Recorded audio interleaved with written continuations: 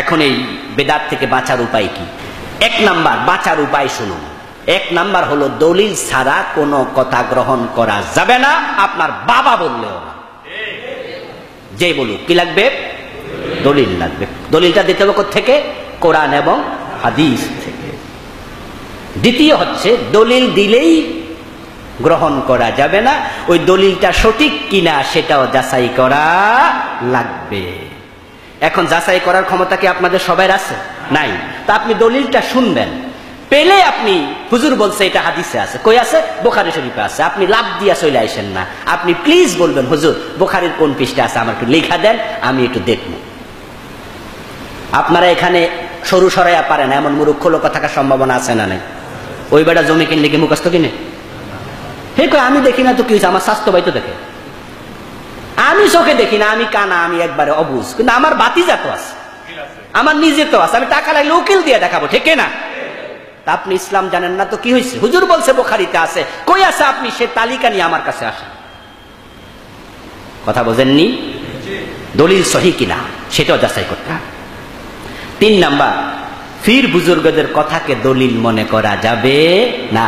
এখন বাংলাদেশে সবচেয়ে এইটাই ঝামেলা হইতেছে যে আমার ফির বারবার হুজুর কইছে, আর কিছু দরকার নাই, আস্তাগফিরুল্লাহ। এটার নাম ইসলাম হতে পারে না। 4 নাম্বার, বাপ দাদার রসম রেওয়াজ আমরা বললে বলে কয় নতুন নতুন কত হুজুর দে বাইর হইল, কয় দেহ এত বছর ধরে করছি আর নতুন নতুন হুজুর বাইর হইল। আমার ভাইয়েরা, আগেকার জামানায় আজকে আমাদেরকে যারা পড়াইছে তারা অনেকেই ছিল মৌলবী, মুন্সি।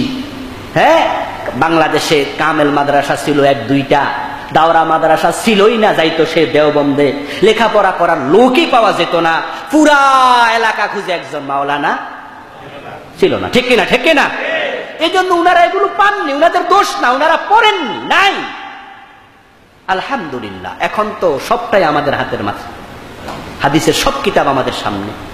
এখন আমরা যখন হক বলি তখন আপনি কেন এই কথা বলবেন যে আমার বাপ দাদা যা করছে আমিও তা করছি? এগুলো শিরকের, মুশরিকদের অভ্যাস ছিল। আল্লাহ রাসূল বলেছেন আসো কোরআন সুন্নাহর দিকে।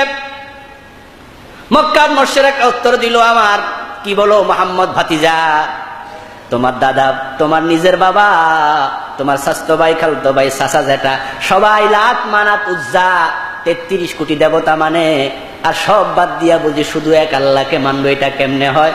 বাপ দাদা যেটা করছে আমরা এটাই করতে চাই। নাউজুবিল্লাহ।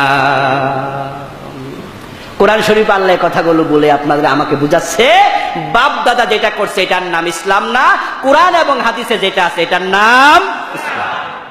এরপরে স্বপ্ন, কাশ, ইলহামকে দলিল মনে করা।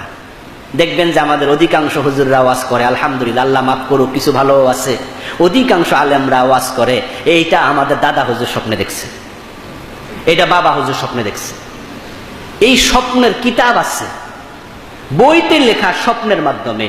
মনে রাখবেন স্বপ্নের শরীয়তে কোনো মূল্য নেই, শুধুমাত্র নবীদের স্বপ্ন ওহী। নবী ছাড়া কোনো মানুষের স্বপ্নের দাম 1 আনাও নাই।